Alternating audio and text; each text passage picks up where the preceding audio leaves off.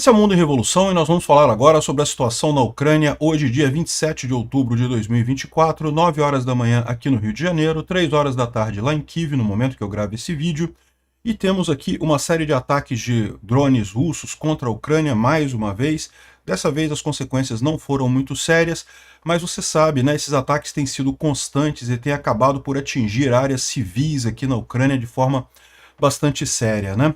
Mas a gente teve também a informação de que os ucranianos atingiram um depósito de combustível aqui em Tambov e uma refinaria em Ryazan aqui também foi atingida ontem por drones ucranianos. Além disso, teve pelo menos um helicóptero derrubado aqui na região da Ponte da Crimeia. Não se sabe se foi um acidente, se foi algum míssil ou drone ucraniano, o que atingiu o helicóptero aqui, pelo menos um, tá? Porque tem gente fazendo lista com mais de 4 helicópteros que teriam sido derrubados ontem. Mas essa lista está estranha, né? O que a gente tem certeza é que um foi derrubado aqui na Ponte da Crimeia, na região perto da Ponte da Crimeia, né? Na linha de frente, nenhuma grande novidade. A gente teve mais ações ucranianas aqui contra os russos aqui em Kursk. A gente teve um avanço dos ucranianos aqui em Belgorod, então os ucranianos aqui conseguiram avançar mais coisa aqui nessa região de Juraviovka, e infelizmente, por outro lado, a gente teve mais avanço russo aqui na região de Shakhtarsk. Essa região aqui que a gente falou ontem que os russos estavam fazendo um ataque aqui, aparentemente eles conseguiram chegar até a cidade aqui, ainda está tendo muita batalha aqui, eles ainda não têm uma posição firme nessa região, mas a situação está complicada por aqui. Segundo estão dizendo, as tropas russas, os russos colocaram uma grande quantidade de tropas aqui para tentar avançar nessa região, né? Bom, além disso, no campo diplomático, a gente tem uma notícia não muito boa, que é a questão da eleição na Geórgia, tá? A eleição na Geórgia aconteceu ontem, os resultados de boca de urna davam vitória folgada para o partido pró-Europa. A Geórgia, para quem não sabe, é esse país aqui, né, davam uma vantagem folgada para a Europa, para o partido pró-Europa, mas quando apuraram os votos, o partido pró-Rússia ganhou com quase 60% dos votos. Vários partidos não estão reconhecendo o resultado dessa eleição, está uma confusão muito grande aqui na Geórgia. Vamos falar sobre isso, né? Mais uma eleição roubada pelos russos aqui. Infelizmente, o que a Moldova conseguiu se livrar, porque não está tão próximo assim da Rússia, ainda tem, embora tenha tropas russas aqui na Transnistria e coisa e tal, mas já está meio distante, né? A Geórgia, que ainda está muito perto aqui da Rússia, infelizmente não conseguiu sobreviver a isso, né? Ou seja, aparentemente o meio eleitoral político aqui não vai funcionar mais. Os georgianos só vão conseguir se livrar da influência russa fazendo uma Praça Maidan igual a Ucrânia fez, né? Vamos falar sobre esses e outros assuntos em detalhes. Essas notícias foram sugeridas por Estação Verão, TNT e várias outras pessoas. Obrigado aí ao pessoal que sugeriu as notícias lá no nosso site, no wrevolving.com, e obrigado a você que está assistindo o nosso vídeo. Se você gosta do nosso conteúdo, por favor, deixe o seu like e se inscreva aqui no canal, né? Bom, os vídeos de agora até eu chegar lá na Ucrânia, eu estou viajando para a Ucrânia essa semana, vocês sabem, né? Eu já falei que agora ao longo dessa semana agora eu vou para a Ucrânia.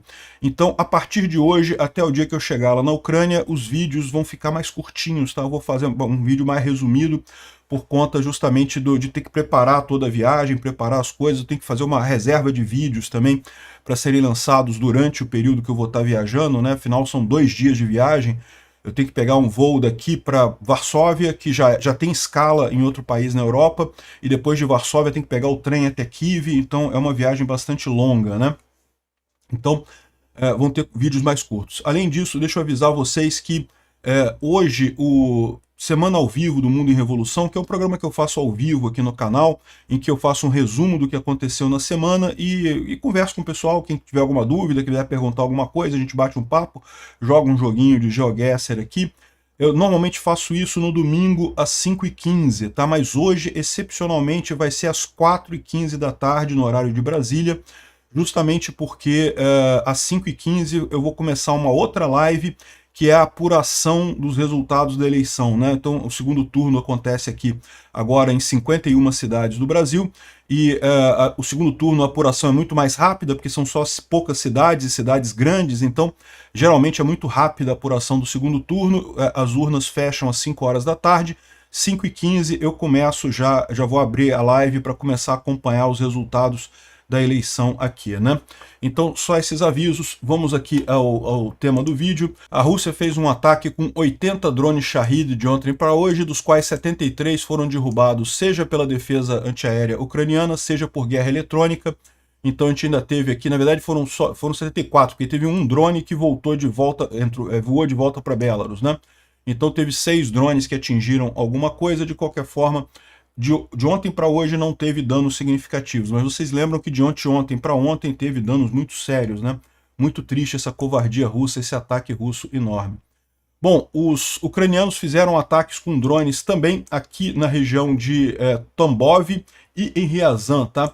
Então essa base de combustíveis aqui, que abastece o gasoduto Transneft Druzhba, acabou sendo atingido por um drone e está pegando fogo. A gente não tem imagens do local, isso aqui é uma imagem da instalação, evidentemente, digamos, normal, mas a gente tem a informação já confirmada que eles atingiram essa instalação e tem coisas pegando fogo aqui, né? E também aqui na refinaria de óleo de Ryazan, que é logo em cima, aqui o Oblast de Ryazan é esse logo aqui em cima, também teve um incêndio aqui, também tá o céu tá claro aqui por conta de explosão de drone ucraniano na refinaria ali de Ryazan, né? Então foram dois ataques ucranianos grandes aí de ontem para hoje.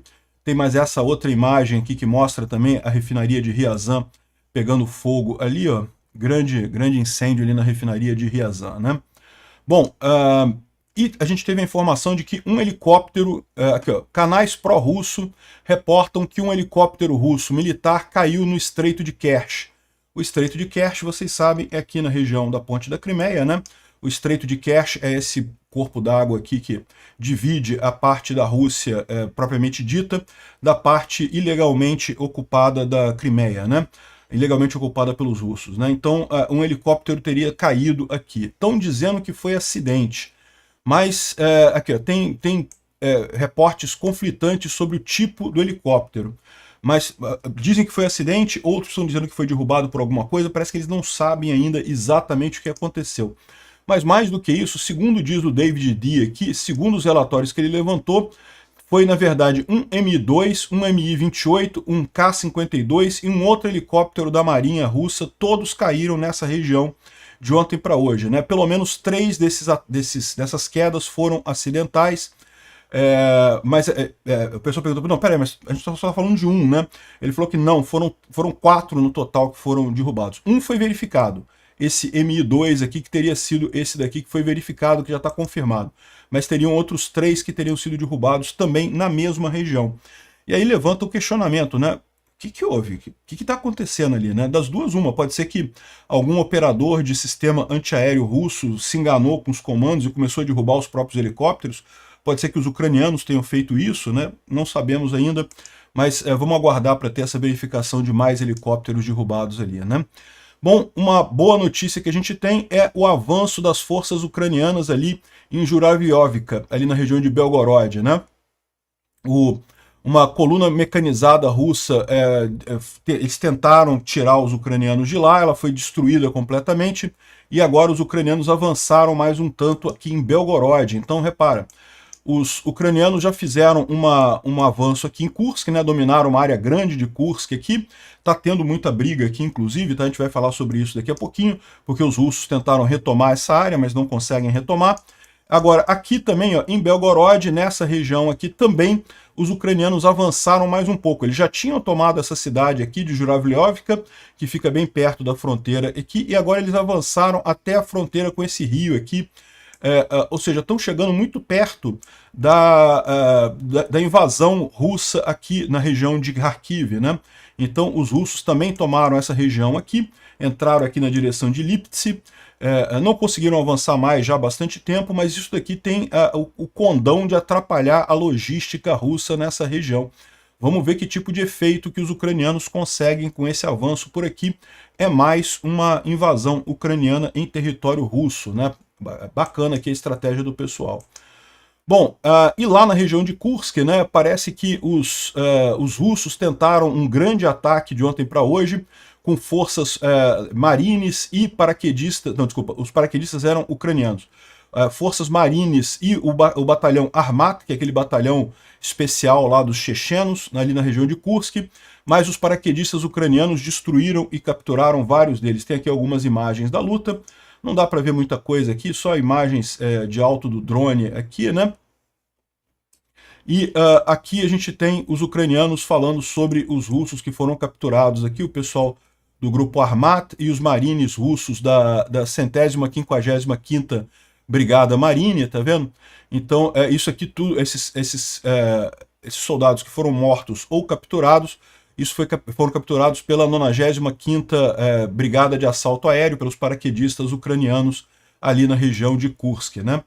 Então, boa notícia isso daí, os avanços russos ali na região praticamente estão parados, os russos não conseguem avançar mais nada ali em Kursk, né? E continua a destruição completa das linhas de logística dos russos ali, né? Principalmente com drones. Realmente uma dificuldade grande para os russos conseguirem avançar por ali, devido à presença de drones ucranianos na região, destruindo qualquer tentativa de abastecimento, de logística por ali, né? Inclusive soldados, como vocês viram, né? Bom, mas a gente não tem só notícia boa, não. A gente falou sobre as notícias boas aqui, mas tem notícia ruim também, que é justamente nessa região aqui. A gente já falou sobre isso um pouco ontem, né? Os russos aqui a oeste de Vuhledar têm avançado aqui tanto em direção a Novo-Ukrainka, como também Shakhtarsk e Bohainlevka. Essas três cidades aqui estão sob ataque das tropas russas nesse momento, e as notícias não são muito boas, não. Parece que as tropas russas estão em grande número em relação às ucranianas. Então, os ucranianos ainda estão mantendo as cidades, as cidades ainda estão controladas pelos ucranianos, mas elas estão sendo atacadas pelos russos, por uma grande quantidade de russos.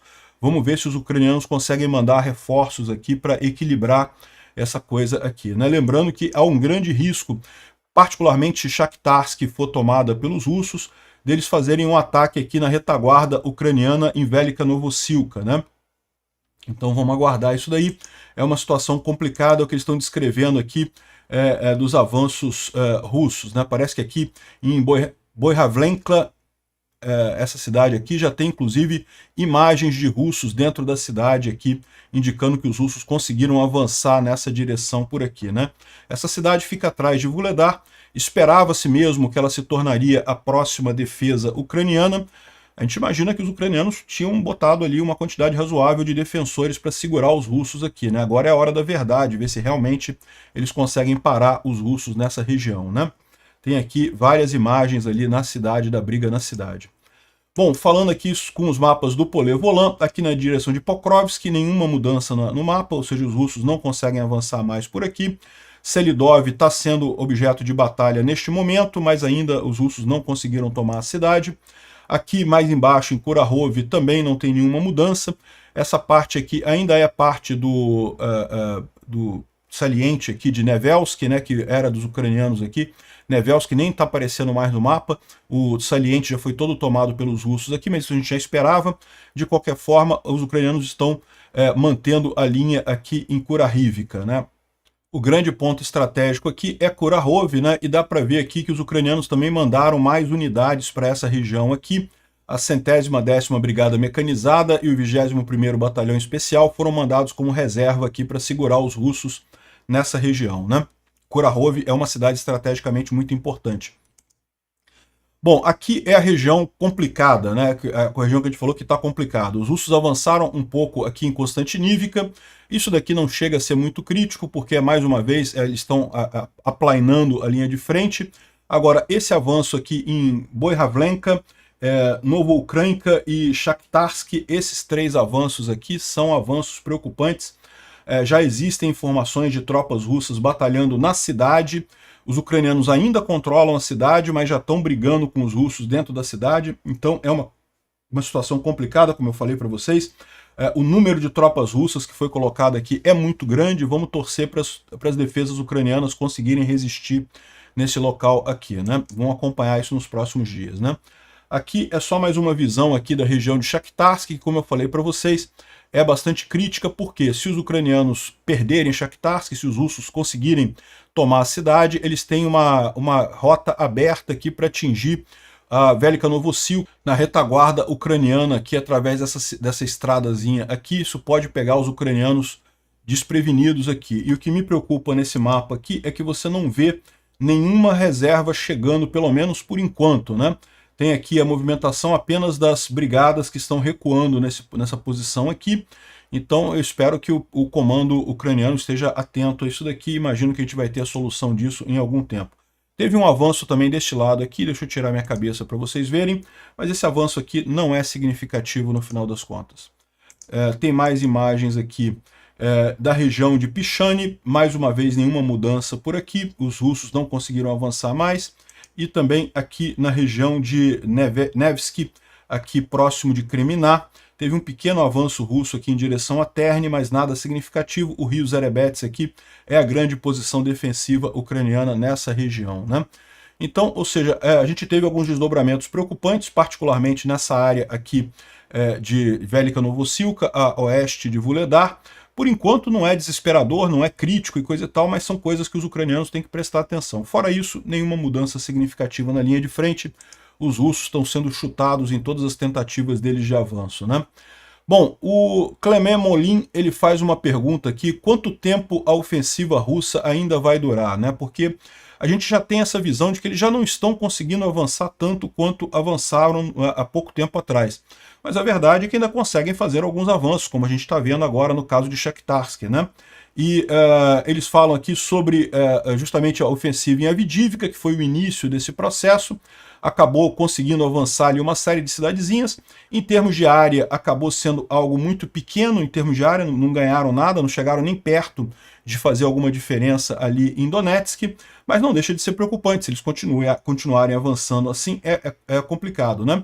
Em alguns pontos da linha de frente, a impressão que dá é que os ucranianos conseguiram parar os russos, né? Ali na região de Selidov e Pokrovsk, os russos não avançam desde o dia 20 de agosto. Pequenos avançozinhos, mas nada significativo, ou seja, não conseguem avançar mais ali, né? Porém, eles ainda estão colocando ali em Ukrainsk como uma área que os russos ainda conseguem mexer, Ukrainsk é mais embaixo, e também aqui na região justamente de Vuhledar, né? E isso é um risco muito grande, né? A conclusão dele aqui é que ele não acredita que estejam faltando soldados nem munição para o exército russo. Então, soldados e munição o exército russo tem à vontade. Porém, parece que está faltando tanques, blindados e artilharia. Ou seja, a visão dele é que o ponto crítico dos russos aqui é isso, né? E ele coloca aqui algumas estatísticas para provar o ponto dele, dizendo que os russos já não conseguem avançar tanto. Ele fala que em alguns pontos da linha de frente a Ucrânia já consegue fazer algumas contra-ataques, como em Torets, que a gente falou alguns dias atrás. Ou seja, a visão deles é que a gente está vendo os últimos movimentos russos avançando na região. Ou seja, os russos ainda estão fazendo alguns avanços agora, mas isso não deve durar muito tempo. Em breve os russos vão ter que ir para a defensiva, né? E só para ter uma ideia, essa área vermelha aqui é o território que foi conquistado pelos russos nessa ofensiva toda. Como você pode ver, essa área em vermelho mais claro aqui, né? Como você pode ver, é irrelevante, é menor do que o que os ucranianos ocuparam aqui em Kursk, no território russo, ou seja, que essa área em azul aqui. No final das contas, os russos gastaram uma quantidade enorme de homens e materiais e não estão conseguindo avançar nada significativo aqui em Donbás, né? Bom, o Instituto para Estudo da Guerra não traz nenhuma informação significativa aqui, fala sobre a inteligência sul-coreana com relação aos coreanos do norte, né? Mas não tem nenhuma novidade que a gente já não tenha falado por aqui, né? Bom, teve um tiroteio num parque lá na Rússia, lá em Moscou, né? Não se sabe o que houve direito aqui, mas a gente tem visto essas instabilidades na Rússia em vários lugares, né? Uma explosão grande de crimes e confusões, aqui o pessoal correndo. Isso aqui parece que é um parque na região de Moscou. O nome do parque é Pushkino e teve uma confusão grande ali. Mas pode ser nada também, tá? Pode ser só algum maluco dando tiro ali. Bom, uma informação importante: hoje os ucranianos, a Verovna Rada, né, que é a Câmara dos Deputados ucraniana, aprovou uma lei que permite que pessoas não naturais da Ucrânia entrem nas Forças Armadas ucranianas como oficiais. Ou seja, você já pode hoje, você já tem uma série de pessoas lutando do lado da Ucrânia no exército, mas na condição de praças, né? Praça é soldado, cabo e sargento. até suboficial, na verdade, né? Então praça, você pode ter praça de qualquer nacionalidade no exército ucraniano, mas oficiais, que é tenente, major, capitão, enfim, né, generais e tal, você só pode ter ucranianos natos pela lei ucraniana, não mais. Agora a lei permite que estrangeiros tenham posto de oficiais no exército ucraniano. E por que isso é importante? É porque dessa forma você pode voar uma aeronave. Tipicamente, pilotos de jatos são tenentes ou capitães. Eu não sei como é que é lá na Ucrânia, acho que aqui no Brasil é capitão, né? Eu não tenho certeza como é que é aqui no Brasil, se é tenente, capitão. Eu sei que são oficiais que pilotam os jatos, né? Então esse é o ponto importante dessa história. Bom, isso aqui é uma coisa curiosa, falando aqui sobre a reunião dos BRICS, né? O Kadyrov estava lá na reunião dos BRICS, está o Putin aqui com o pessoal, e o Kadyrov parece que está meio estranho ali fazendo... O que o Kadyrov está fazendo, cara? O que o Kadyrov está fazendo ali no canto, né? É uma coisa meio estranha isso daqui, realmente. Não, aqui não é o Putin, não. Isso aqui parece que é o Lavrov falando com outras pessoas, e o Kadyrov aqui, sei lá, fazendo push-ups, né, fazendo flexão de braço na cadeira. O que esse cara tá fazendo, bicho? Será que ele tá... Pode estar doidão, né? Fumou alguma coisa, cheirou alguma coisa, tá ali desesperado, né? O Kadyrov não tá bem, não. Outra coisa, a Rússia se recusou a condenar Israel pelo ataque no Irã, né? O pessoal tá falando que o pessoal dos BRICS ficou chateado, porque afinal o Irã faz parte dos BRICS, né? Israel não, né? Mas enfim, isso aqui não faz muita diferença no final das contas. Bom, outra coisa que estão reclamando muito na Rússia foi o custo dessa reunião dos BRICS, tá? Parece que custou caro pra caramba, um dinheiro que vocês sabem, a economia russa já está em frangalhos lá, tá saindo muito caro para a Rússia aqui, ó. Estão dizendo que a Rússia alocou 250 milhões de dólares para fazer esse encontro do BRICS, e isso não é nem o número final, isso era a estimativa original. Os fundos cobriram uma plataforma de 77 milhões de dólares, não sei o que lá, asfalto, um parque, uma grande coisa para convidados, uma grande festa e coisa e tal. E lembra que foi tudo um fracasso, né? O Putin não conseguiu aquilo que ele esperava, que era a linha de financiamento do BRICS, né? Que ele queria que o Brasil e a China aceitassem essa linha de financiamento da Rússia, mas ninguém aceitou. Ninguém é maluco de arriscar sanções ocidentais por conta disso, né? Também, segundo a Miss Tartastan, Isolda Shakarova, 55 modelos foram destacadas para receber as delegações no aeroporto, com um total de 150 modelos recrutados para o encontro, né? Pois é, ou seja, uma grande putaria e não teve resultado nenhum para os BRICS, né? Outra coisa curiosa, olha só, os ucranianos estão recebendo esse tipo de folha aqui, ó, que ensina algumas frases básicas em coreano. Então, os ucranianos que, muito em breve, né, imagina-se que entre hoje e amanhã vão começar a encontrar soldados da Coreia do Norte lá em Kursk, estão recebendo essa folha aqui, que tem a frase aqui em ucraniano, a frase em coreano e como é que seria a transliteração, né? Ou seja, foneticamente, como você falaria aquela frase em coreano. A primeira frase aqui é jogue as armas.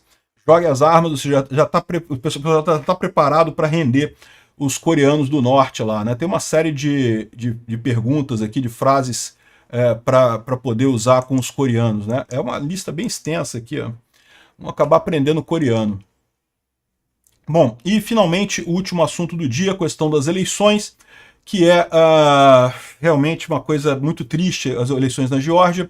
Aqui nesse momento você pode ver o representante dos observadores do Azerbaijão falando que não viu nada de errado nas eleições, e repara, ao mesmo tempo você vê aqui atrás, ó, uma mulher tirando foto do voto dela, tirando uma foto do voto dela, o que claramente é um caso de compra de voto. Ou seja, tinha o cara filmando o observador, falando, não teve nada de errado na eleição, e uma coisa de errado acontecendo atrás do cara, né? Então, realmente uma tristeza isso, né? Bom, os observadores reportaram muita violência e muita coisa durante as votações ontem na Geórgia. A gente falou sobre isso aqui. Ontem chegou a sair o resultado da boca de urna, que dava vitória ao partido pró-Europa na Geórgia, mas infelizmente, quando saiu o resultado final, foi o pró-Rússia que ganhou, né? Inclusive, isso é uma coisa muito estranha aqui. Esse aqui teria sido o resultado final, 60% pró-Rússia. Os outros partidos todos que são pró-Europa ficaram dividindo aqui o resto do parlamento sem força nenhuma, né? Aqui, ó, isso aqui é a diferença. Na votação, na boca de urna, Tipicamente, boca de urna é bastante confiável, né? Porque você já pega o voto da pessoa que está saindo ali da votação. Na boca de urna deu 40% os votos para o partido pró-Rússia, todos os outros partidos são pró-União Europeia, então eles teriam a maioria. Só que na apuração final deu 56% aqui, quase 60% para o partido pró-Rússia, e os outros partidos pró-Europa ficaram com frações pequenas, né? Então uma tragédia lá na Geórgia, infelizmente. A gente viu realmente muita roubalheira, muito dinheiro circulando, muita gente querendo comprar a eleição e coisa e tal, eu imagino que o pessoal da Geórgia só vai ter mesmo o caminho da Ucrânia para se livrar da Rússia, vai ter que fazer uma revolução lá também, não há outra alternativa, né? Infelizmente, a Rússia tem esse condão de interferir em eleições, em comprar votos e coisa e tal, em fazer esse tipo de barbaridade. Tentou fazer isso na Ucrânia várias vezes, né? E só quando o pessoal se revoltou completamente com isso que a Ucrânia conseguiu se libertar da Rússia, né? Espero que a Geórgia faça algo similar em breve, né? Bom, a informação é que os outros partidos todos, nenhum deles aceitou o resultado, mas a Comissão Central Eleitoral lá da Geórgia já proclamou o resultado com a vitória do partido pró-Rússia, infelizmente. Vamos ver o que acontece aí nos próximos dias.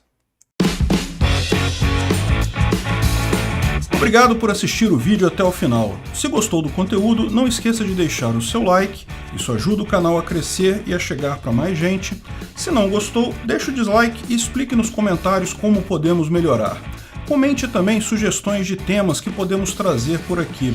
Comentários insultuosos ou defendendo ditaduras e criminosos de guerra serão sumariamente bloqueados. Agradeço a compreensão. Se ainda não é inscrito no canal, considere se inscrever clicando no botão inscrever-se abaixo e marcando a campainha para todos os avisos. Se quiser ajudar o canal, veja no nosso site como você pode fazer isso.